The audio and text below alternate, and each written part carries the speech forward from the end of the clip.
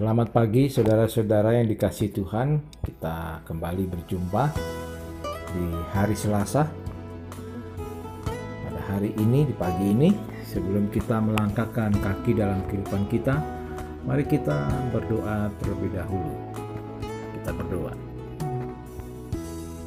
Ya Bapa di surga, kami bersyukur ya Tuhan, oleh karena kasih-Mu Tuhan, kami dimampukan untuk kembali menikmati kehidupan yang Tuhan anugerahkan, sehingga kami bisa dimerdekakan oleh Roh Kudus yang sudah turun menjadi penghibur, meneguhkan dan menyertai kami semua orang percaya sampai pada akhir zaman.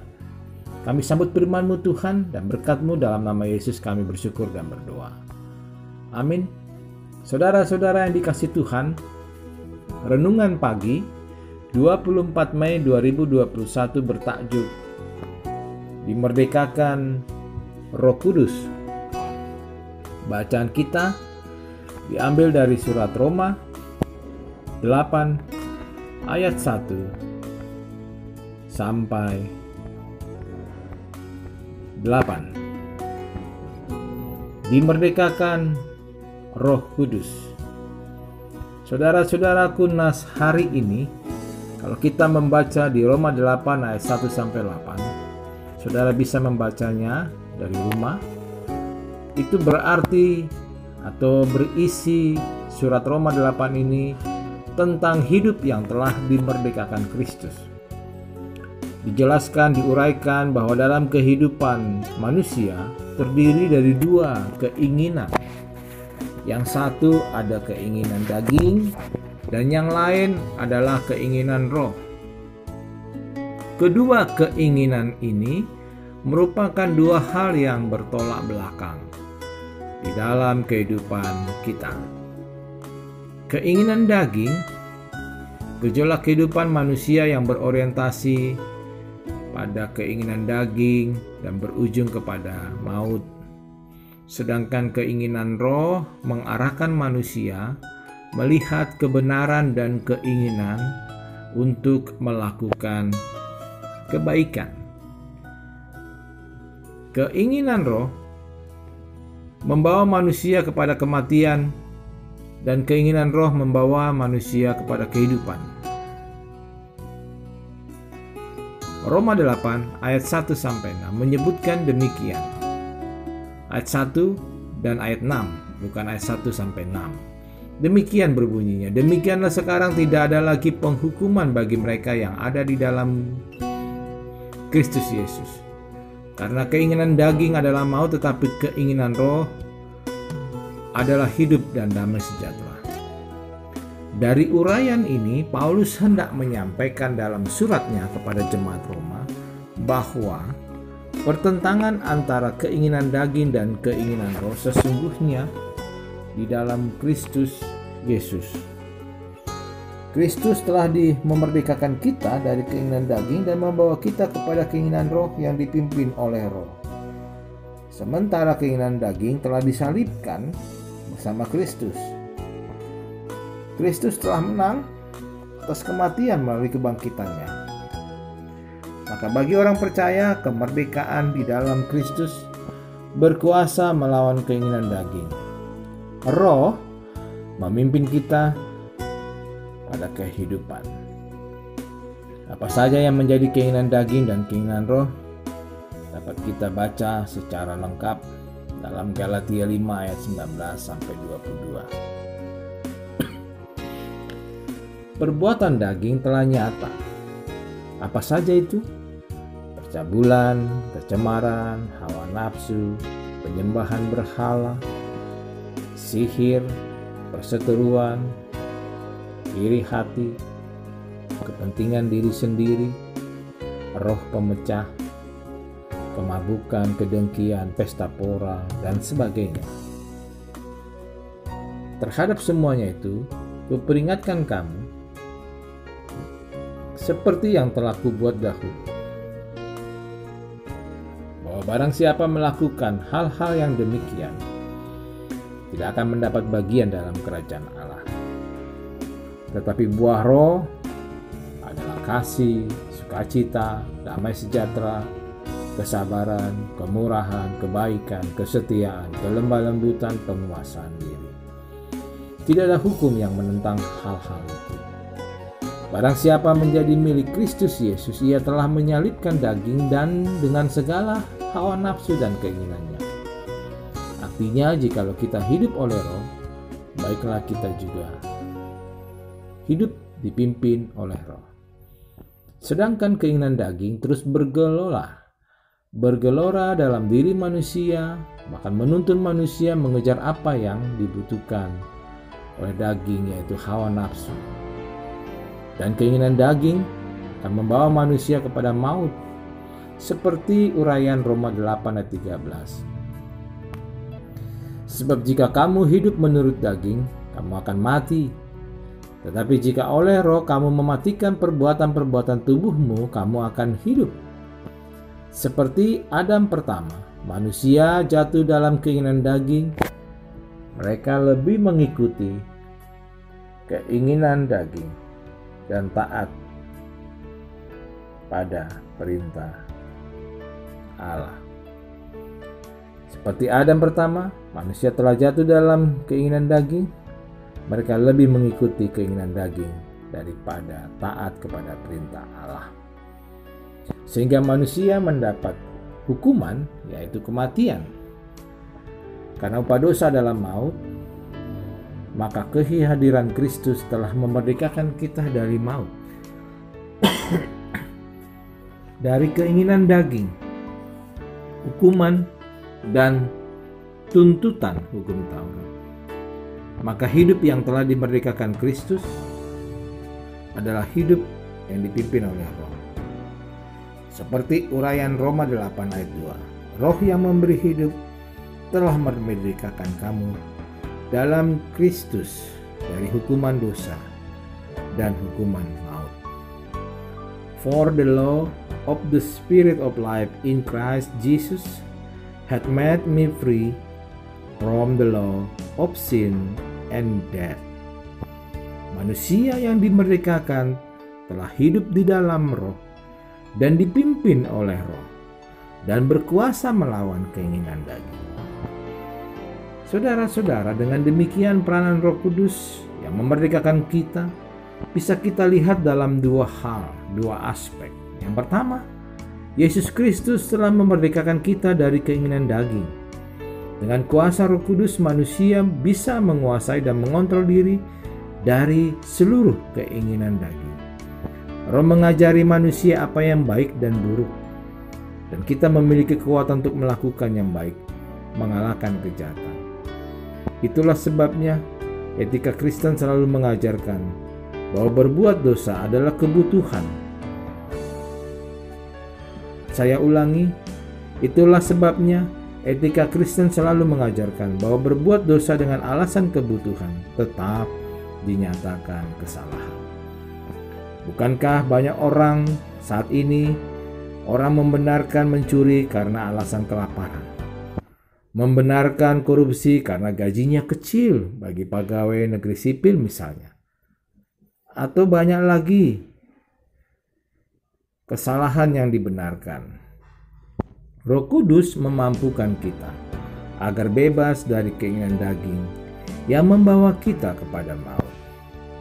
Yang kedua, peran kedua, Roh Kudus mengajari kita sebagai orang percaya akan peran Kristus yang membebaskan manusia dari hukum Taurat. Sebagaimana kita ketahui bahwa hukum Taurat berisi perintah dan larangan, Tuhan memberi perintah itu agar manusia dapat hidup dalam kehendak Allah. Kenyataannya, saudara-saudara, tak seorang pun yang benar di hadapan Allah karena melakukan hukum Taurat. Konsekuensi pelanggaran adalah hukuman. Manusia melanggar perintah Tuhan layak dihukum. Namun, karena kasih Allah kepada manusia, Yesus Kristus telah mati di kayu salib untuk menebus pelanggaran kita. Bagaimana kita hidup memahami peristiwa salib sebagai kekuatan dan keselamatan bagi kita orang percaya? Disitulah peran Roh Kudus. Bagi yang tidak mengandalkan Roh Kudus, maka peristiwa salib menjadi kebodohan. Saudaraku, apa yang kita baca pada nas hari ini dan di dalam percakapan sering ada argumentasi untuk melegitimasi, mensahkan perbuatan dosa. Yaitu sering ada ungkapan, kita kan masih manusia, bukan malaikat. Saudara-saudara, kalimat ini sering dipakai untuk melegitimasi, menghalalkan perbuatan dosa dan memaklumi keinginan daging di dalam diri sendiri, di dalam diri manusia. Argumentasi seperti inilah yang dilawan Paulus kepada jemaatnya, khususnya di jemaat Roma dalam suratnya pada bacaan kita hari ini. Yang seolah-olah ada ruang kehidupan manusia untuk melakukan dosa. Betul memang bahwa manusia telah jatuh ke dalam dosa. Dan sebagai manusia tidak mungkin tidak berdosa. Namun saudaraku, ini yang perlu diingat dan dicamkan. Kemanusiaan berdosa kita adalah manusia berdosa yang telah dimerdekakan oleh Kristus. Dosa adalah tetap dosa. Tetapi Kristus Yesus yang sudah naik ke surga, menurunkan Roh Kudus, memerlukan kita sekarang sebagai orang berdosa untuk bertobat. Allah tidak pernah mentolerkan soal dosa. Dosa ya tetap dosa. Tapi orang berdosa datang kepada Tuhan, memohon ampun dan bertobat. Itu yang dibutuhkan Allah. Jadi kita adalah manusia berdosa, namun yang dipimpin oleh Roh Allah untuk melakukan keinginan Roh dan kehendak Allah dalam hidup ini. Manusia mampu dan bisa melawan keinginan daging. Betul, bisa. Karena Roh Allah, Roh Kudus, penghibur, sangat kuat dan berkuasa untuk melawan keinginan daging. Karena itu mari berupaya kita membebaskan diri dari keinginan daging yang membawa kita kepada kematian. Kejarlah kehidupan yang telah dianugerahkan Kristus kepada kita. Karena dari itulah kita mampu hidup menurut Roh. Selamat pagi, selamat beraktivitas bagi saudara-saudara sekalian bersama keluarga saudara. Tuhan memberkati kita. Tetap semangat, mari kita bersatu dalam doa. Kami bersyukur dan berterima kasih ya Tuhan kami. Oleh karena kasih-Mu Tuhan, kami dimampukan untuk hidup menurut-Mu. Kami sambut berkat-Mu Tuhan. Terpuji nama-Mu Tuhan. Dalam nama Yesus kami bersyukur dan berdoa. Amin.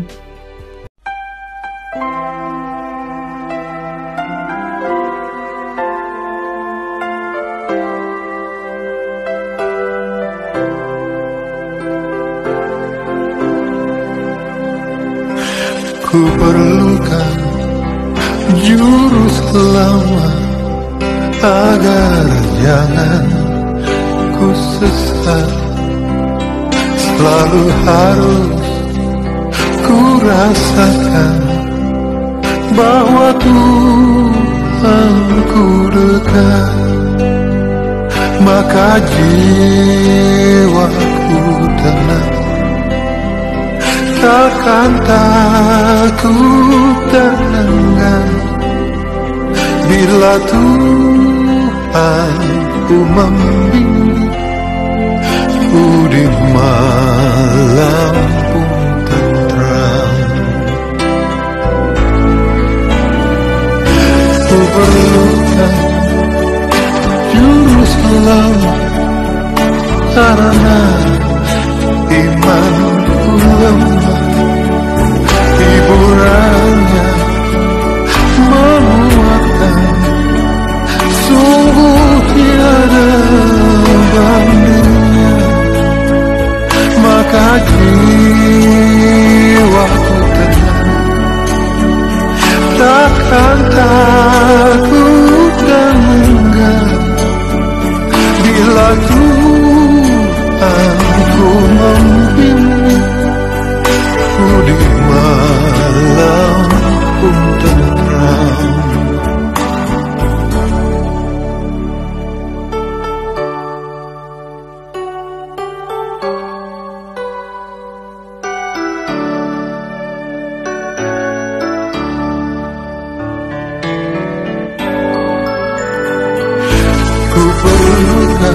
perlukan juru selamat dalam langkah juangku, dalam langkah siang malam suka duka dengan Tuhan maka jiwa takkan takut dan enggan bila Tuhanku membimbing ku di malam terang. Ku perlukan juru selamat agar ku dibimbingnya melintasi arus Yordan ke negeri bahagia. Maka jiwaku tenang, takkan takut dan enggan bila Tuhanku membimbing ku di malam pun tenang. Bila Tuhanku membimbing